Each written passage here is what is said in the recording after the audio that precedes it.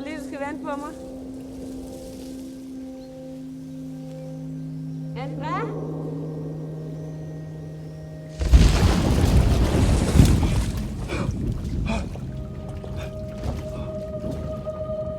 Elisa?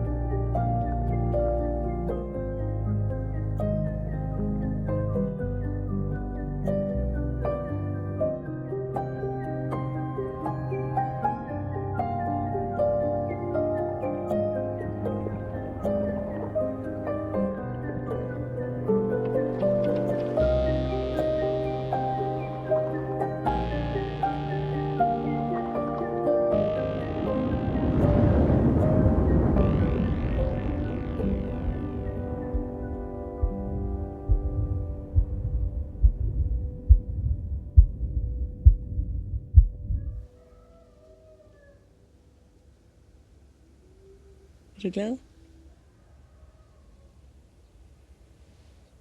Ja. Jeg er glad.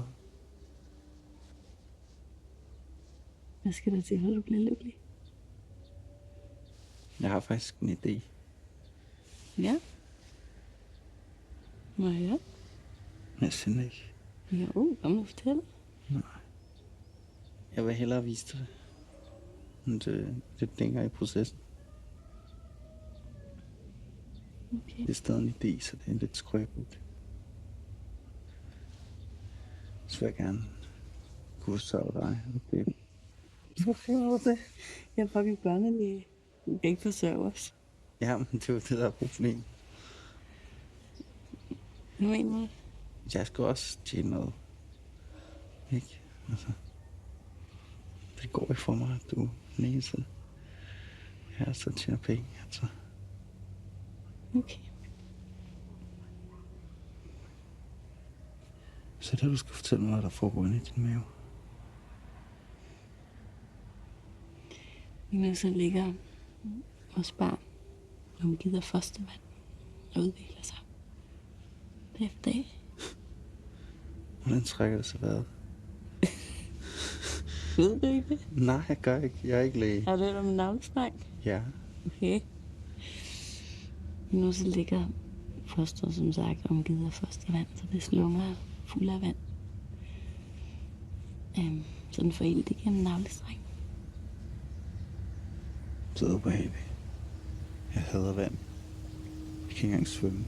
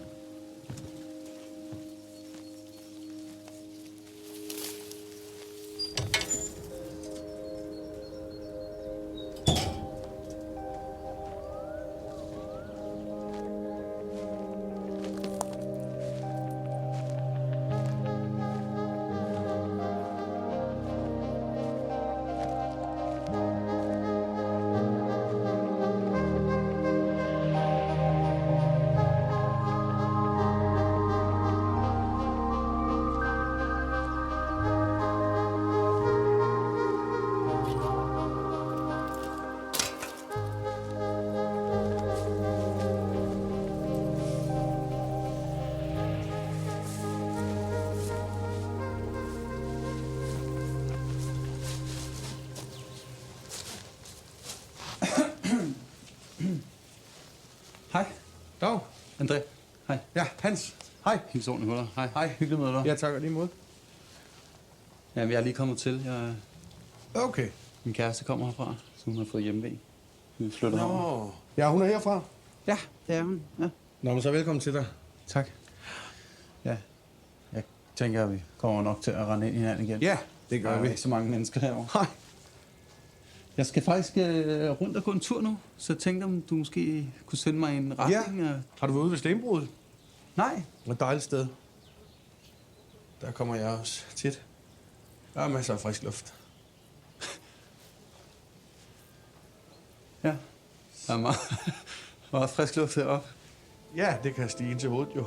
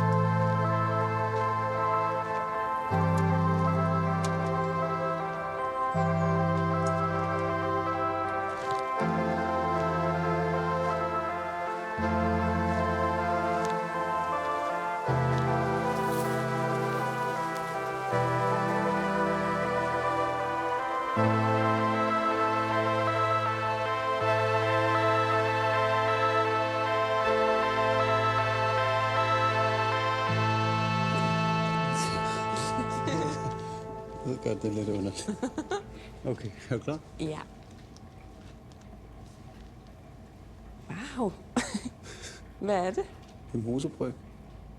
Mosebryg. Hvad er det for noget? Jeg blev inspireret af en tur i mosen. Okay. Så det har jeg valgt at kalde bryggeriet. Bryggeriet? Jeg har simpelthen været så glad for at flytte herop. Jeg er blevet så inspireret af duftene og smagene og skovbunden, der bare er så fuld af liv. Altså, jeg købte gården, udstyret, jeg har sat det hele op. Du kan ikke engang se, der er også en lade over med tanke og fadem. Har du købt det? Hvordan har du fået råd til det? Jeg har solgt min lejlighed i København. Okay. Så nu er jeg overtog mit hjem. Jeg tænker også, at det på sigt skal være en forretning, der kan vokse. Også hvis vores familie skal vokse. Have nogle flere børn. Så det her det er vores fremtid.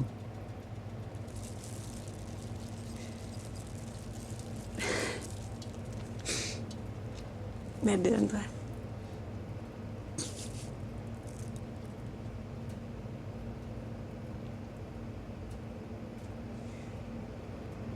Vil du have brygmesterens kone? Ja. Ja.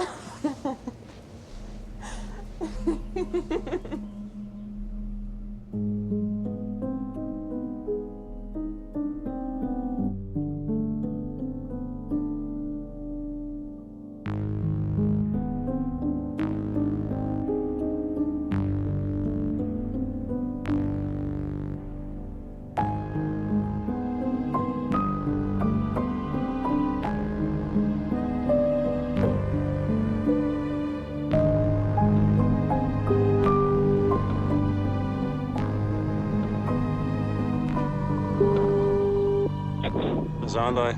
Hey, hvad så Emil? Lang tid siden. Hvad fanden laver du, mand? Hvad mener du? Altså, jeg har kimmet dernede i 1,5 måned.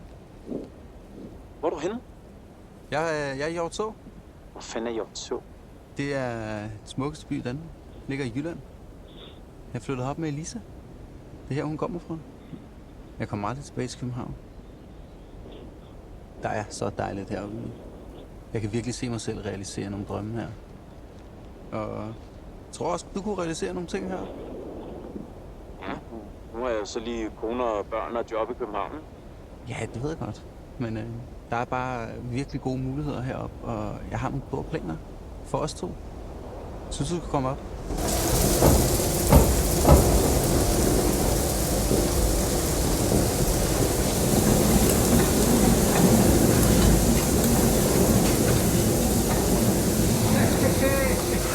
Hey, man. Hvad så?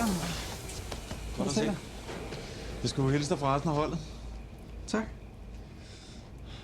Flot tur, ikke? Jo, for helvede, mand. Der er langt op. Ja. 5 timer. Jeg kan ikke finde en flottere tur i Danmark. Nej. Nu skal du også være en brygmester i år 2. Det er dig, der bestemmer. Ja, præcis. Det er det jo. Hus, boende, barn, Ja. bryggeri. Ja, ja, der er knald på. Det er drømmen.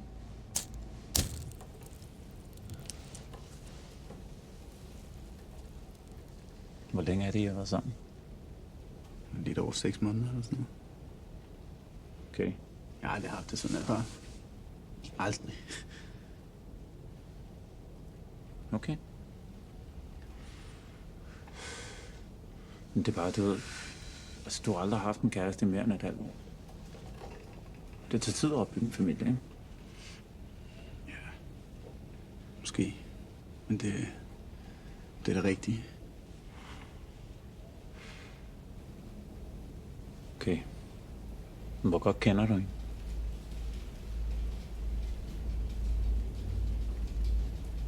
Hvad er det, du virkelig prøver at sige her?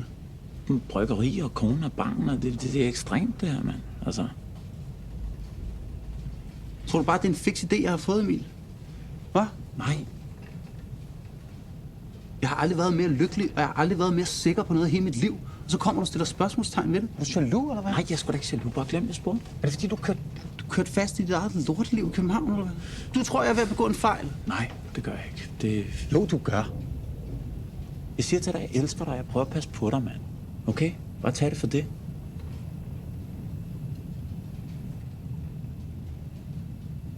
Ved du hvad?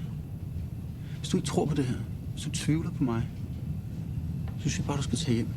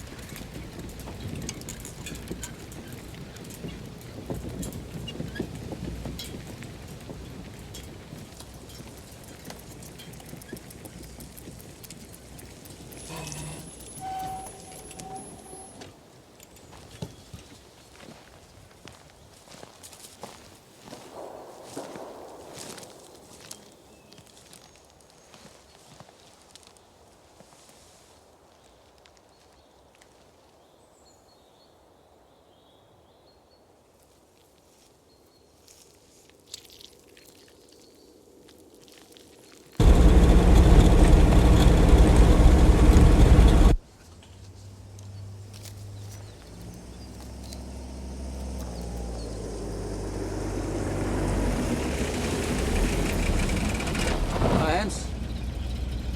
Hvad laver du herude? Jeg er ude at skyde lidt fugle. Hvad med dig selv? Jeg var ude og plukke lidt forskelligt godt fra skovbunden. Jeg skal brygge noget øl.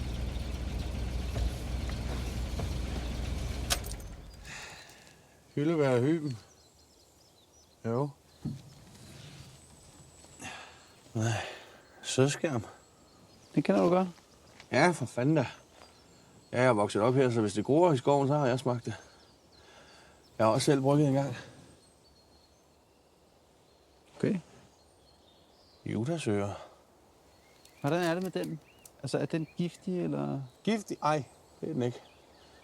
Men den er røvsyg til gengæld. Altså, det er jo ikke som, at normalt man putter svampe ned i sin bryg. Men hvis du skal gøre det, så skal du altså have noget, der sparker lidt mere.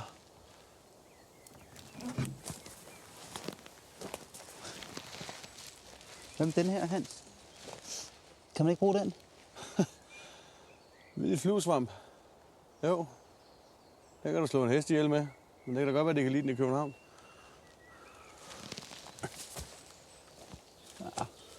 Tror jeg ikke. Nej. Se lige den her.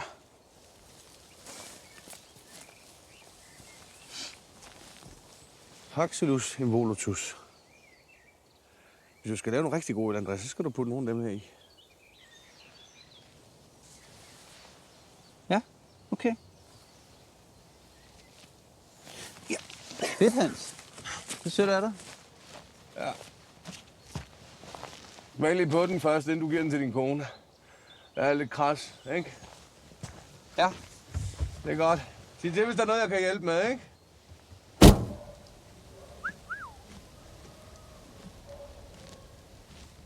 Ej, det ser du dejligt ud, skat. Tak. Jeg har lidt dårligt. Mange forskellige ting, du har fundet. Noget, du skal brygge med. Ja, ja. Har du en opskrift, du går efter, eller? Nej, det er jo derfor, jeg skal have en masse forskellige. Jeg skal jo finde min egen opskrift. Mm-hmm. Det vigtige er bare, det er lokale ting fra skovbunden. Må jeg lige prøve at se igen? Ja. Og hvad med den her? Skal du også brygge med den? Jeg tænker på det her. Paxillus. Paxillus involutus hedder den. Du har hørt om den før, eller hvad? Din netbladhat, den er giftig.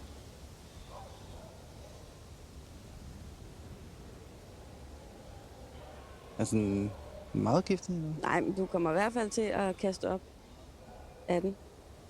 Og hvis jeg havde spist den, André, det fandme ikke været godt. Ja. Ej, mand. Han er jo bare... Okay.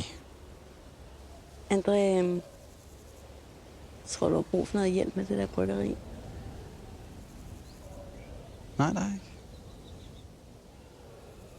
Jeg kunne hjælpe dig. Nej, det kan du slet ikke. For det er mit projekt her, Lisa. Du har masser af projekter, ikke? Det er mit der.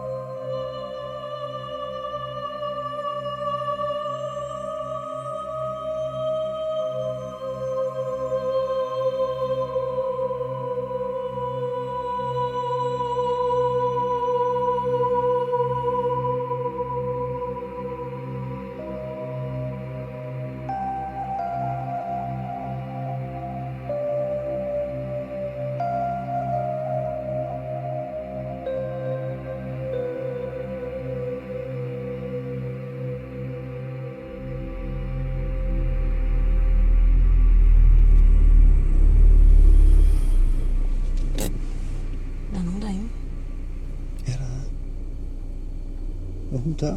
Hvad er det, din mor eller? Det kan jeg simpelthen ikke rumme lige nu, André. Så gør jeg først.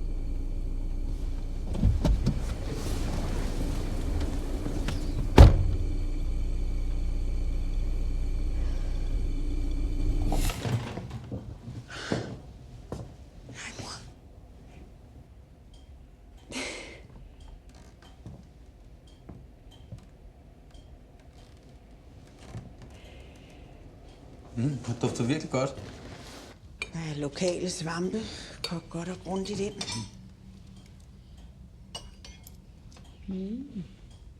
Fortæl mig nu, hvordan fandt du min Elisa? Det er faktisk en sjov historie. Så i morgen så gik Knibbelsbro op. Så endte jeg med at holde lige ved siden af Elisa. Så spurgte jeg om hendes telefonnummer. Og jeg sagde nej. Og så, så dagen efter, så skete der det mærkelige, at lige da vi begge to kom til Knibbelsbro igen, så gik den op. Så holdt vi der igen, og så tænkte jeg, okay, skæbnen. Ja, så har jeg været forelsket i din datter lige siden.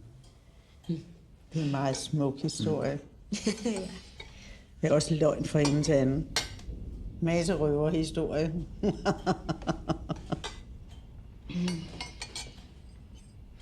Det er sundt at bevare sine hemmeligheder. Det holder ægteskabet i live. Jeg har faktisk også taget nogle specielle øl med. Hvis du vil have en af dem. Jeg rører ikke det stas. Elisas far, en særlig mand, som betød så meget, han var lidt for glad for den slags.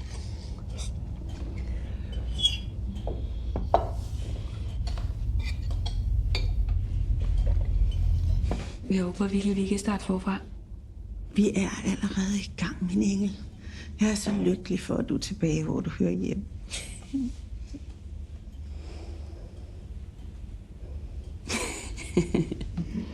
Vil du ikke sige det? Hvad?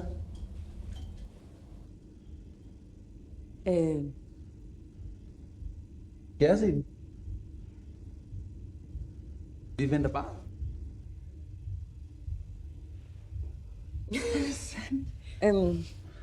Jeg er ikke så langt hen endnu, mor, så jeg ville selvfølgelig have fortalt dig det. Men det giver så ikke lige mulighed for mig selv. Det bliver det mest vidunderlige, du nogensinde kommer til at opleve.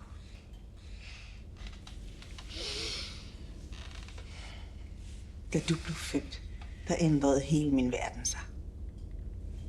Intet andet var vigtigt længere. Det ansvar. Den uendelige kærlighed.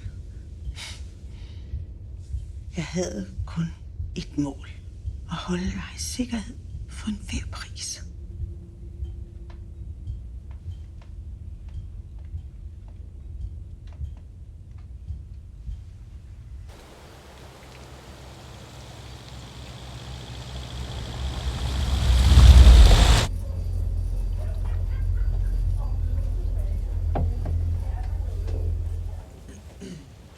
Nå, jeg finder lige sådan.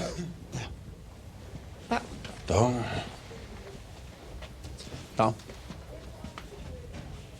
Dog. Skulle du have noget? Hvad har du på fad? Super. Har nogen IPA? Nej. Har nogen lokaløl? Nej. Har slet ikke nogen lokale bryggerier i nærheden? Nej. Interessant. Nej? Okay. Er det dit sted? Nej, jeg står bare. Det er hyggen. Det er sgu et hyggeligt sted der, må jeg sige. Hvad hedder det? Stallen. Skulle du have det? Nej, jeg venter lige på min kæreste, så... Gud, hej Hans. Hej. Nå, det er her, du sidder og gemmer dig. Ja, det er jo det eneste sted, der er. Ja. Der er også begrænset ud af øl, må man sige. Ja, det går folk ikke så meget op i. Det skal jo bare være billigt. Hvad skal jeg? Hej. Elisa, Hej, Hans. det er længe siden. Ja. Vi kender hinanden. Ja, for hvor lang. Ja, vi gik på lille skole sammen. Ja. Nå, okay. Ja. Nå, hvor har I mødt hinanden? Det er en sjov historie, faktisk.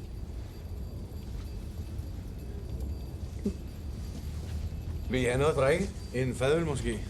Ej, lad os tak, Hans. Eller en brandbil? Hej, hej. Ja, i gang. Ja.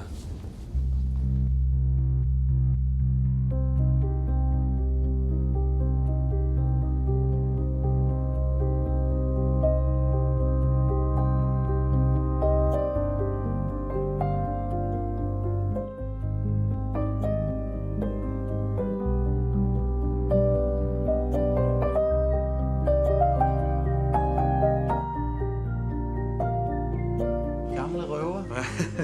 Nå. Der fik du mig kraftet, mand. Jeg var sgu lige ved at putte de der svampe i bryggen. Nå, ja, jo. Det er ligesom bare for at sige velkommen til. Sæt dig ned, så skal jeg fortælle dig. Ja. Jeg fortæller om det. Vi vil lave Danmarks bedste øl. Jeg vil være brygmester. Jeg synes, at vi har alle forudsætningerne heroppe i Hjortå til at simpelthen lave rigtig, rigtig, rigtig god øl. Jo. Jeg regner med, at vi kan lave Danmarks bedste IPA. Jeg har brug for dig, fordi du kender områderne, du har brygget øl før, og du er en ærlig mand. Jo. Og Elisa, hun Hvad siger hun? Det skal du ikke tænke på. Vel? Nej. Elisa er mit problem. Hun har sin ting, og det her det er min drøm. Det er der ikke nogen, der skal stå i vejen for. Jeg mangler en marker. Men Ja. før du siger noget. Jeg har taget et lille... Og det her det er allerførste bryg, så du må ikke dømme mig for hårdt, vel? Nej. Jeg har taget en lille smagsprøve med. Smag på det. Skål. Skål.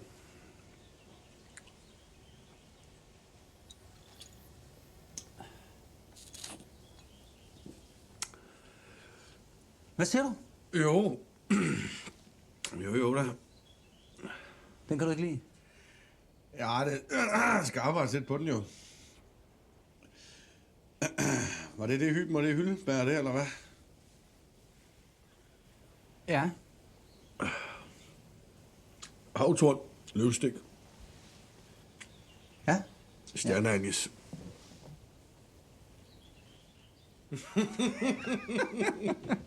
Det var det, jeg sagde jo. Det var det, jeg sagde. Kan du gætte den sidste? Er der en mere? Jo, der er en til. Smag igen. Og jeg ved ikke, om man må det, om det er ulovligt, om det er, man skal holde hemmeligt. Men jeg synes, den giver noget smag. Det er den hvide fluesmamp, som du viste mig der. Nu skoven.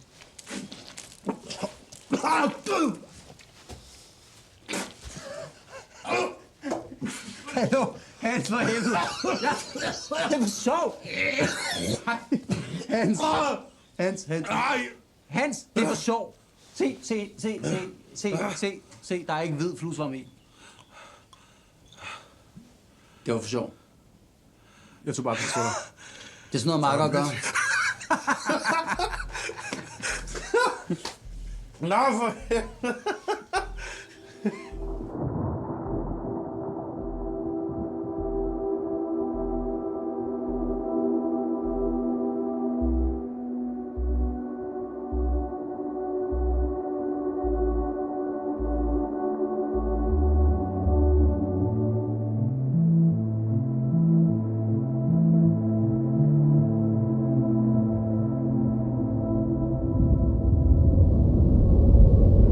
Gå sige dig, det syder og bobler.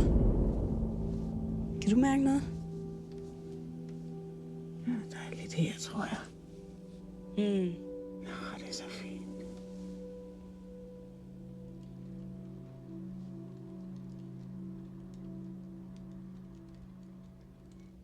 Tada! Kan du se det for dig? Ja, hvor ser det godt ud, altså. Det er flot. Tak. Jeg har gjort, som du sagde. Ja.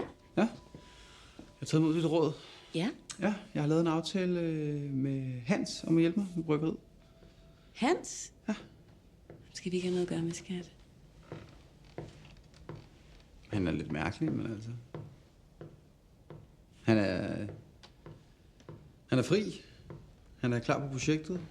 Han kender altid skovbunden. Han har brygget Kan du finde en for- anden?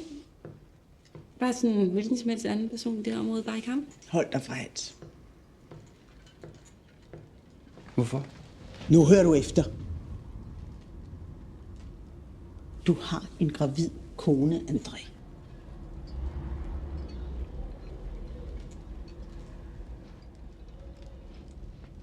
Elisa, det er mit projekt, det er min drøm. Jeg har brug for ham til at i hvert fald komme i gang og lave første parti.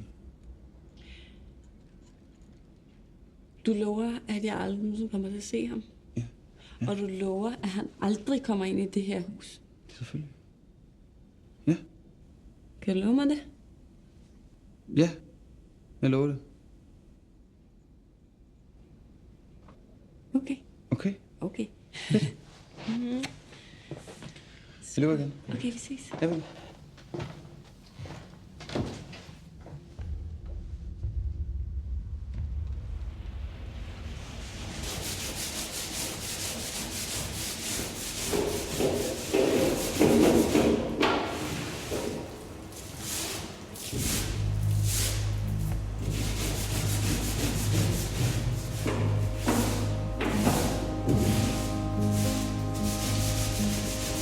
Hans!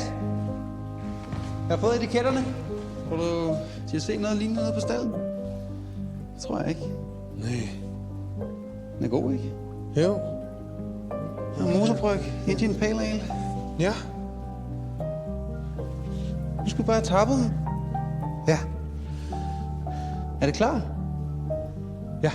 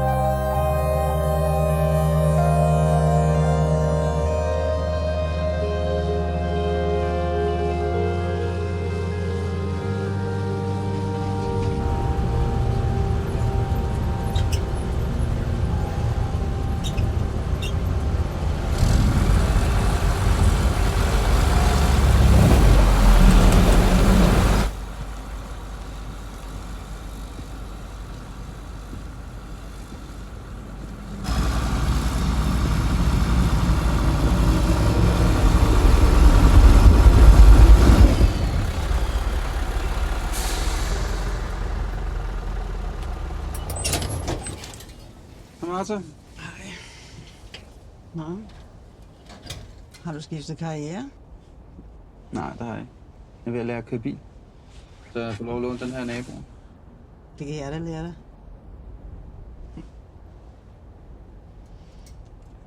André, jeg er ked af den måde, vi talte til hinanden. Vi er nødt til at stå sammen. Det er også der er Elises familie. Hun har brug for os. Ja. Jeg er sikker på, at I begge to vil kunne drage nytte af at have en hos jer, der har opfostret et barn. Så du foreslår, at du skal flytte ind, eller hvad? Ja, for Elises skyld. For barnets. Prøv at høre, Martha. Lad mig lige slå noget helt fast, okay? Jeg er Elises mand nu. Jeg skal nok tage mig af hende, okay? Jeg har styr på det. Så tak, men ellers tak. Du ved ikke, hvad du går ind til.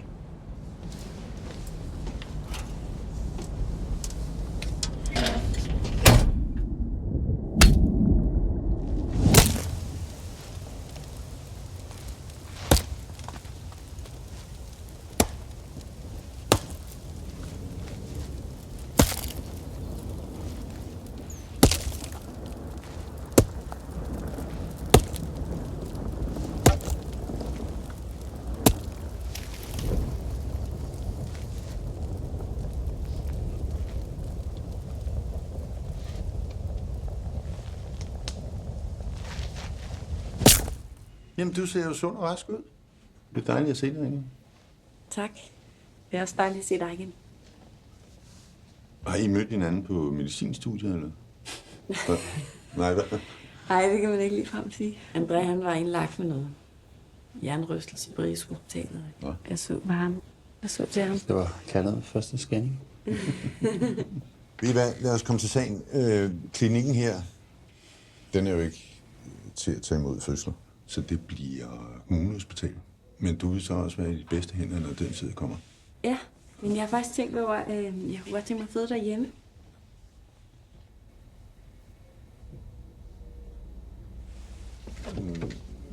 Det tror jeg ikke er en særlig god idé. Og specielt ikke den her gang. Ja. Nej, men det er det eneste, der føles rigtigt. Så det er det, vi går for. Og havde du så forestillet dig, at Martha skulle være jordmor den aften? Martha, hun har ikke noget med det at gøre. Jeg har ikke brug for, at du lægger planer for mig. Jeg har styr på det. Ved du hvad, jeg synes, vi lige skulle tage den der snak under 4 øjne. Jo. Godt.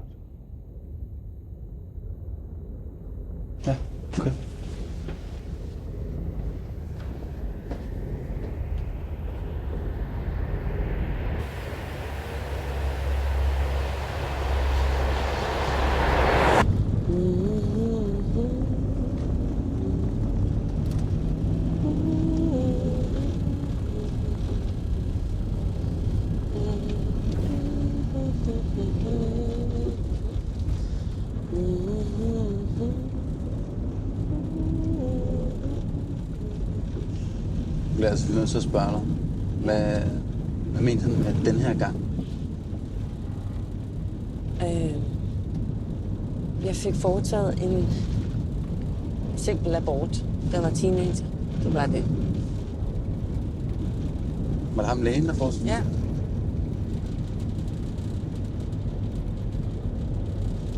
Jeg beklager, at jeg ikke har fortalt det før. Jeg synes, det er så lang tid siden nu. Hvem var det? Hvad? Kan vi bare lade det ligge her? Ja.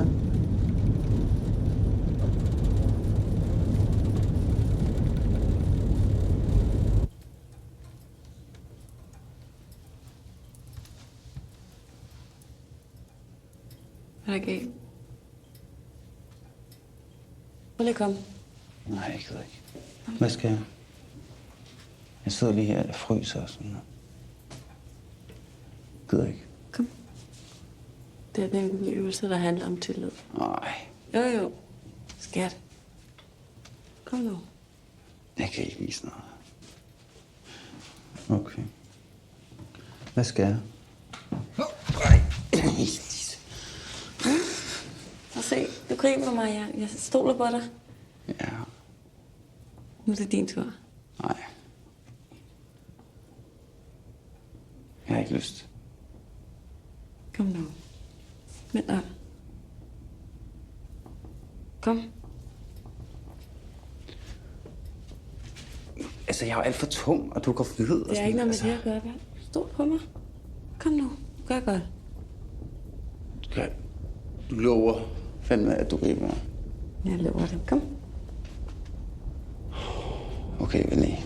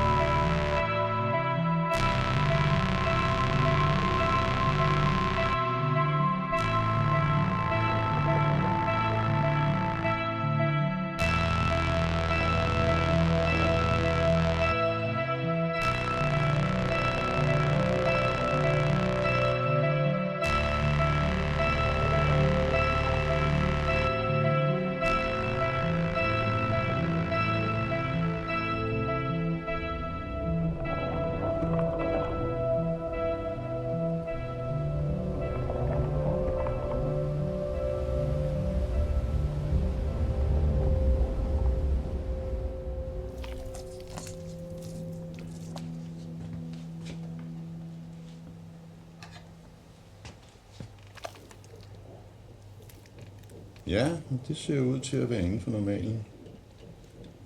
Ja. Og se, André, så kan man så se, om der er misdannelser, og man kan også se barnets køn, hvis det er det, man vil have at vide. Ja, og der kan du så se navlestrengen, ikke? Blodgennemstrømningen, den er fuldstændig perfekt. Ja, og hjertet slår, som det skal. Hva? Kan du se det, André? Ja. Jeg kan mærke, der er et eller andet galt. Der er et eller andet, der ikke er, som det skal være. Jamen, du kan jo se hjertet slår. Du kan da høre det. Ikke? Vil du ikke godt bare fortælle mig det? Der er ikke noget. Elise, du er lidt stresset. Hvis der er noget galt, så skulle jeg nok fortælle dig. Dit job, det er nu at slappe af, nyde tiden. Jeg er så træt af, at du taler ned til mig hele tiden. Kan vi ikke lave nogle flere tests? Nej, ved du hvad? Jeg tror, vi stopper for Jo. i dag. Så skal jeg nok sørge for, at der er et sonogram til jer ude i receptionen og en ny tid. Tak. Lisa. Du er simpelthen styrer dig. Han ved slet ikke, hvad han snakker om. Der er ikke noget galt. Der er noget galt, André. Der er noget galt med hjertet. Nej, du har lige kunne høre det. Du har lige kunne se det. Kunne du ikke se det? Hvad er det, du taler om? Lisa. Der er ikke noget.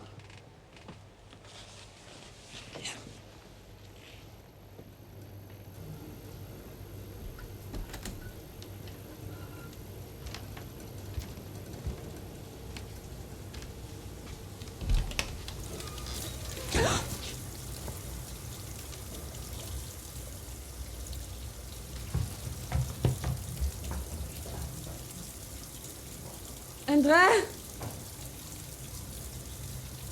André! Hvad laver han inde i huset? Undskyld, jeg ved det godt. Han har været ude for et uheld. Han var smurt Jeg siger dig, han ikke skulle komme ind i huset. Vi har fået en fucking aftale. Så kommer han ind i... Undskyld. Jeg gider ikke se på Hans!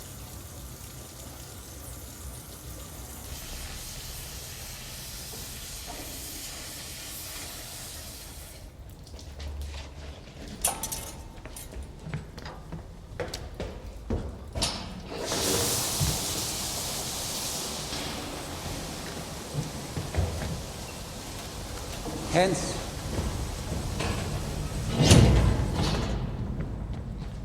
Hans! Stop lige. Er du okay? Ja. Skal vi smage den øl, eller hvad?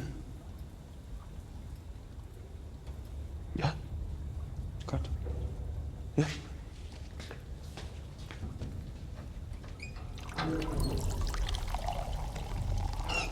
Den er jo helt ufiltreret og uspoleret. Den er brygget på vildgær.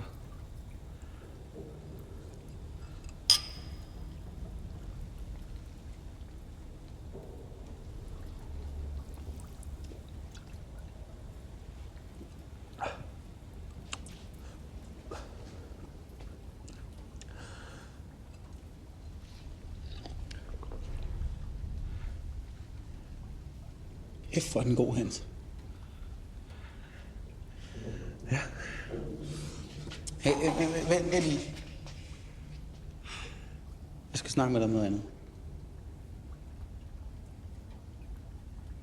Og det er vigtigt, at du er 100% ærlig over for mig nu.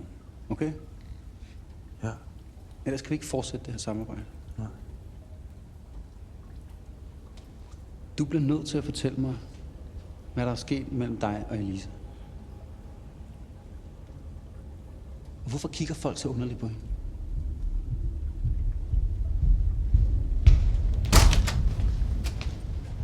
Nu fortæller du mig, hvad der er sket med Elisa.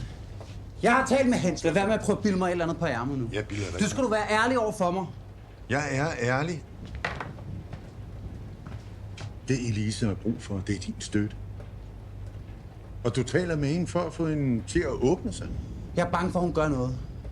Enten ved sig selv, eller ved mit barn. Fortæl mig, hvad der er sket. Please, vær så sød. Jeg er bange, okay?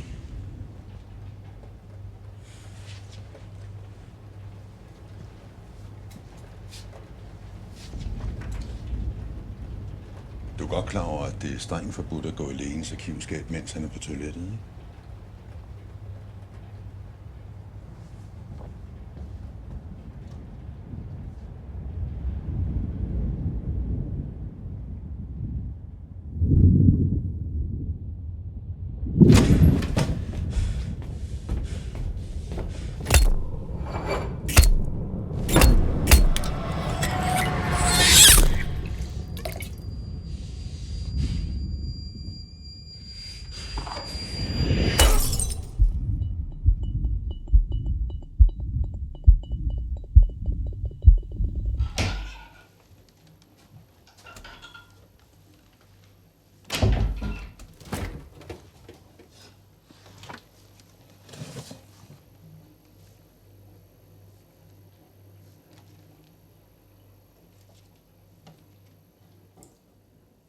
En simpel abort, hva'?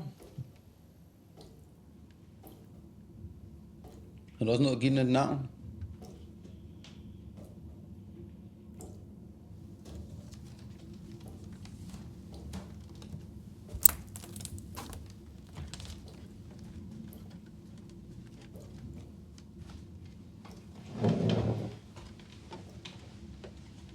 Jeg var ikke mig selv i den periode.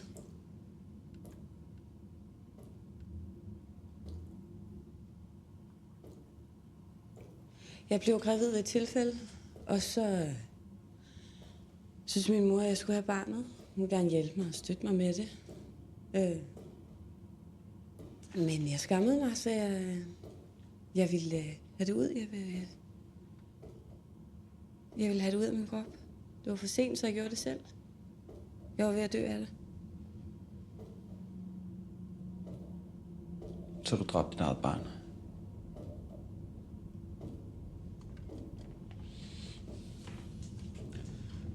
Patienten har gentagne gange ført en stum genstand ind i sin mave og påført sit 4 måneder gamle foster uomstødelige skader.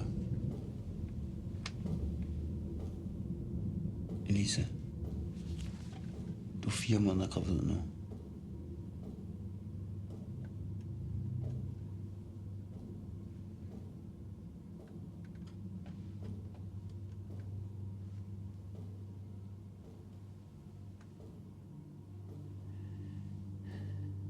Hvis jeg føler, at du er til fare for mit barn nu, så får jeg dig tvangsindlagt. Og så tager jeg forældremyndighederne fra dig. Det gør du ikke.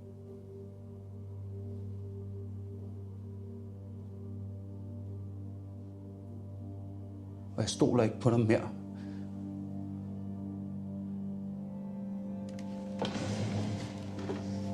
Andre...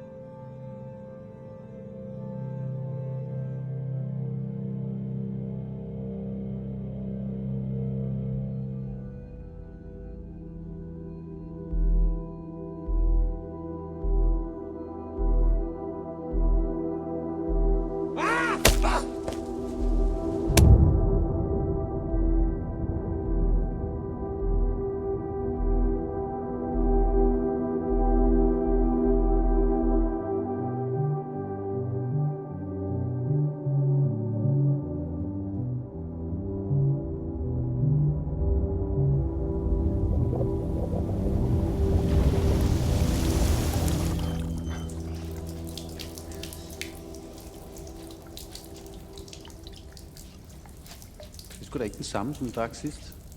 Der er der et eller andet helt galt med farven. Jeg kan lige lade den løbe lidt. Det er nok lige noget bundfald. Altså, en ting er konsistensen, men farven har ændret sig. Ja, jeg ved det godt. Den så ikke sådan ud i fredags. Jeg ved ikke, hvad det er.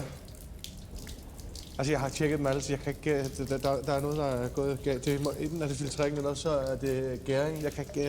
Altså, Hans, det står og løber ud. Ja. Er du klar, hvor meget det koster, det her? Den smager altså godt. Jamen, den ser jo helt forkert ud. Ja, det ved jeg godt. Den skal jo være klar. Ja. Den er god. Den smager rigtig godt.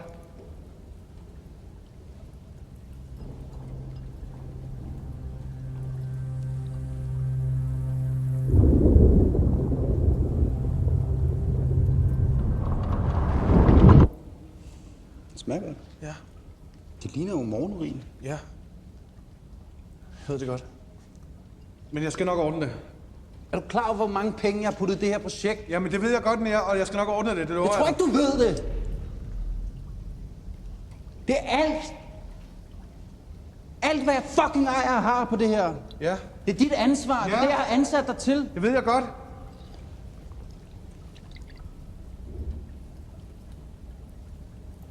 Vi må have den igennem filtreringen igen. Det skal du fikse, det her. Ja, det skal jeg nok.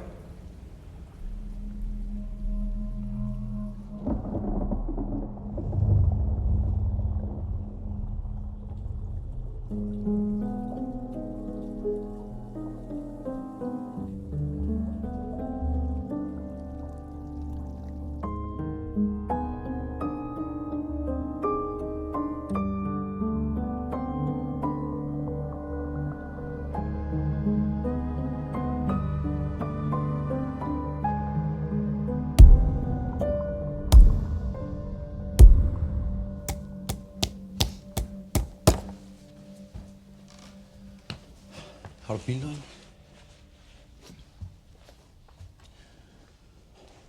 De er ude i min jakkelomme.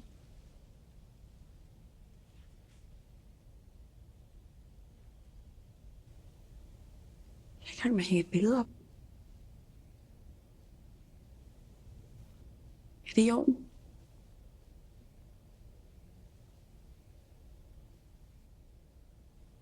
Andrea, jeg tænker på, kan vi ikke tale lidt sammen?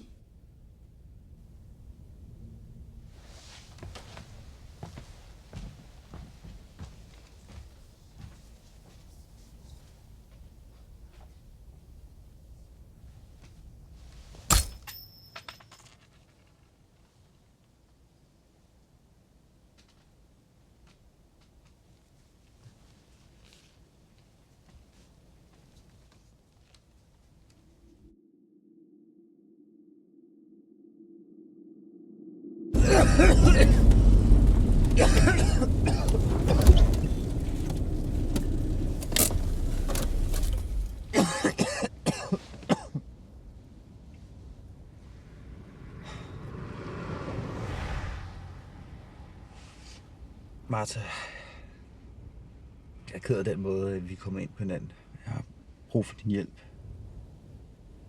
til at holde øje med Lisa. Hun har brug for os. Jeg har læst din journal. Og jeg er bange for, at hun er til fare for sig selv og barnet. Jeg kan simpelthen ikke stole på. Lisa har mere brug for os nu end nogensinde. Men du ser nok heller ikke for frisk ud. Jeg har det fint nok.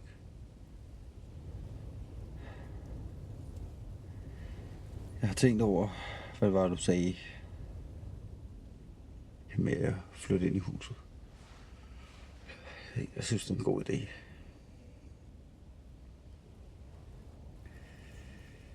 Så kan vi holde øje med hende sammen. Det er det eneste rigtige, André. Ja.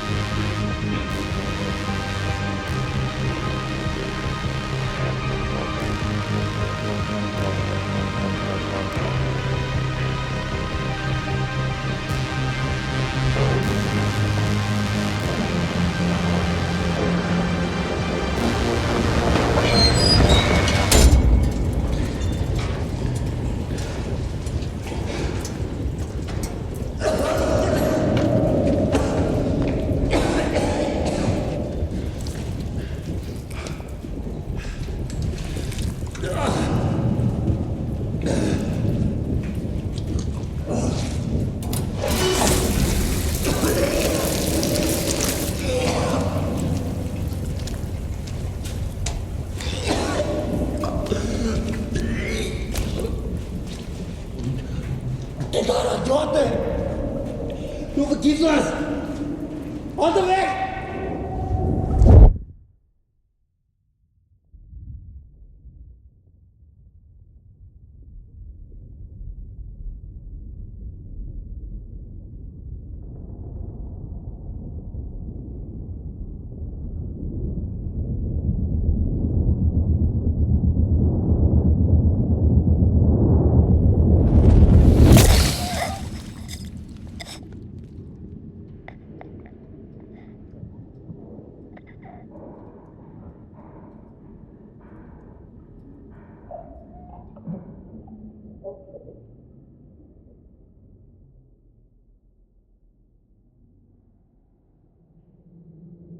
Du ved ikke, hvad du går ind til.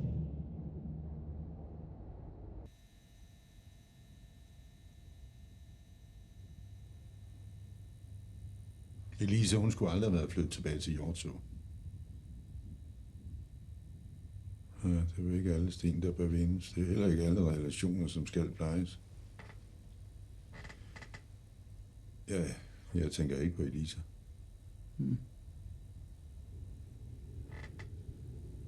Men du er ved at komme til overfladen igen, André. Såret efter en tubering vil selvfølgelig hele. Men forgiftningen, jamen over så lang tid, så kan det ikke undgå at sætte sin spor på lever, nyrer. Så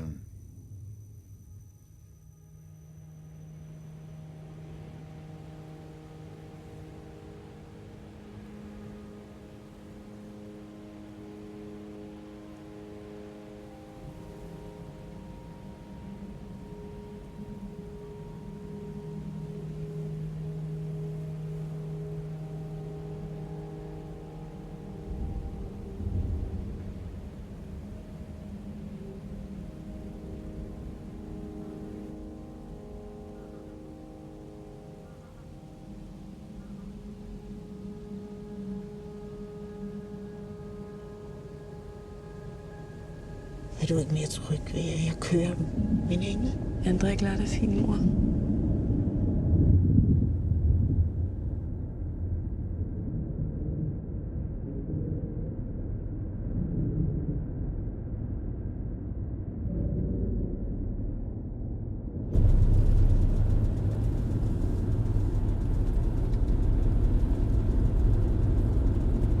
Hvor er vi på vej hen? Det skal du ikke bekymre dig om. Nu fiber igennem. Mor. Der er noget, du er nødt til at hjælpe mig med. Du ved, jeg vil gøre hvad som helst for dig, min engel. Hvad som helst. Er det dig, der puttede fluesvamp dernede i tanken? Kan du slet ikke se det? Se hvad? Han vil tage barnet fra os.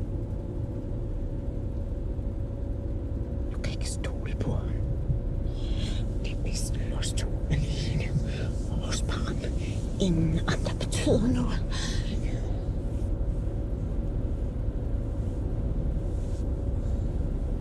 Det hele er for dig, Lisa. Vores barn. Du har kun mig. Tak, mor. Tak for det. Det var bare det, jeg skulle gøre.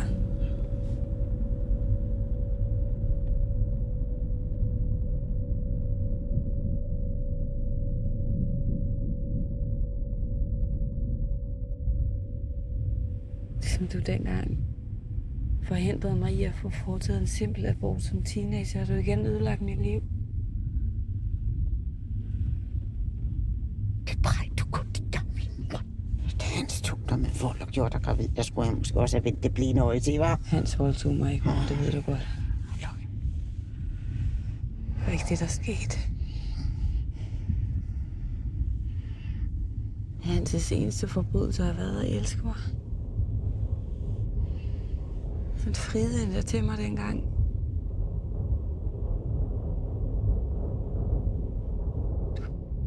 Du fik mig til at hade ham.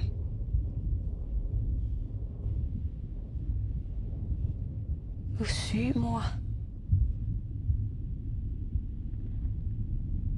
Du gør også meget syg. Derfor kan du ikke være i mit liv.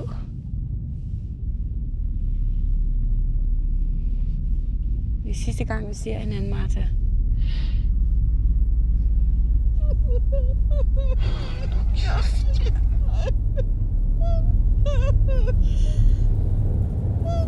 Martha. Hvad laver du?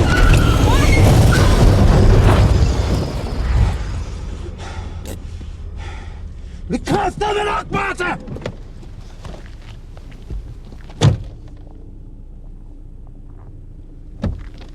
Kom, Lisa.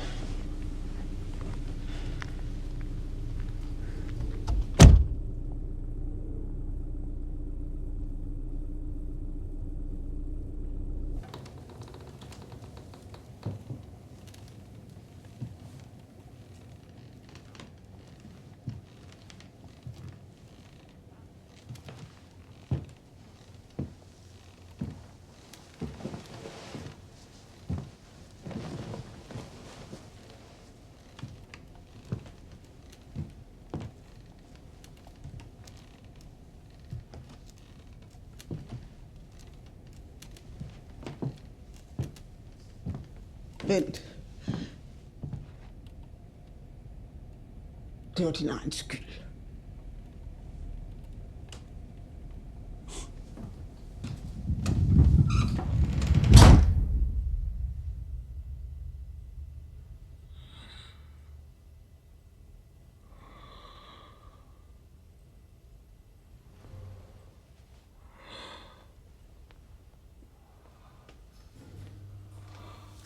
André?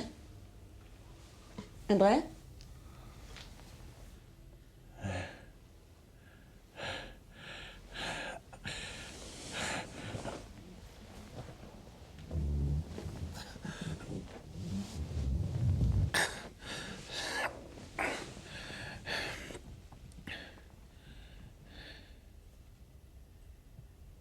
Hvem? Det var Martha.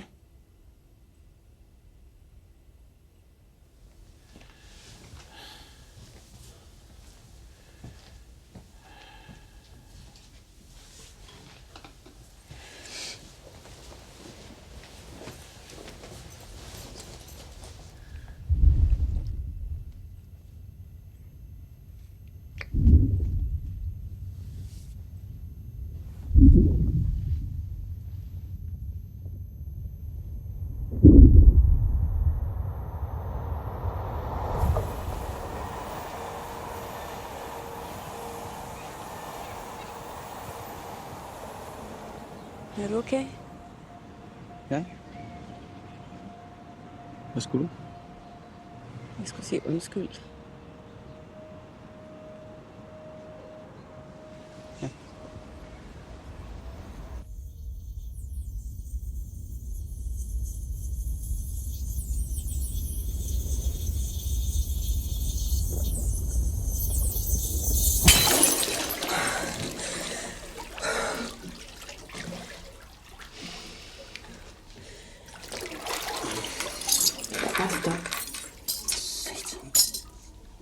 Ej, du skulle... Ja, for helvede. Hey, drop det bare. Slap af, slap af.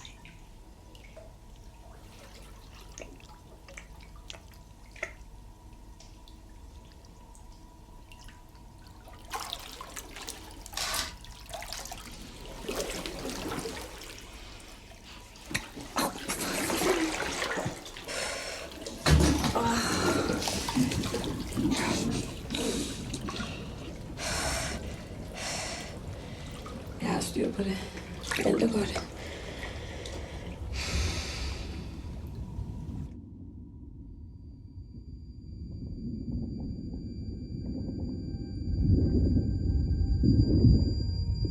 Hvor godt kender du hende?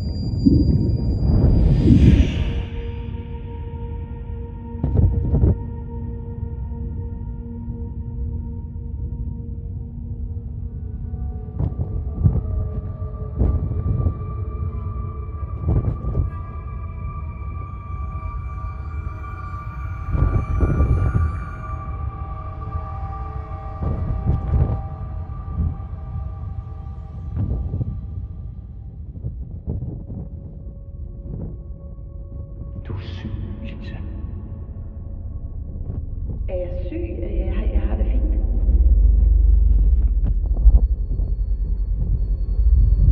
Kig på mig. Du kommer aldrig til at være mor for vores barn.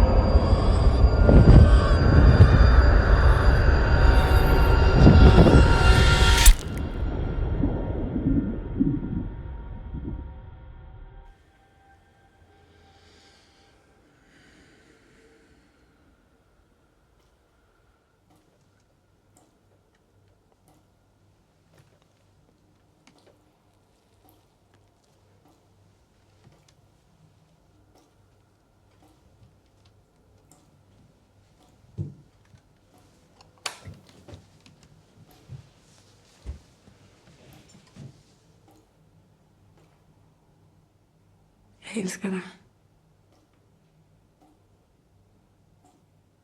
Undskyld. Undskyld for det hele.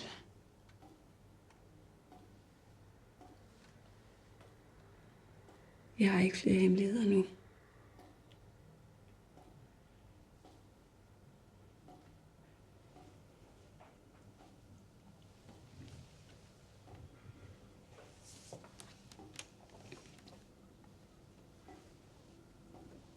Lad os brænde fortiden sammen.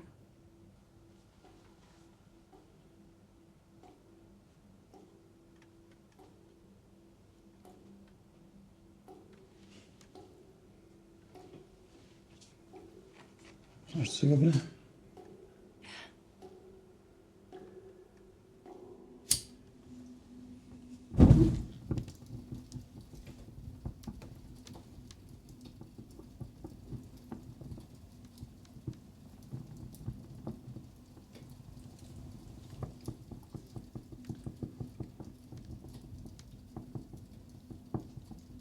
Stoler du på mig nu? Ja. Så vis mig det.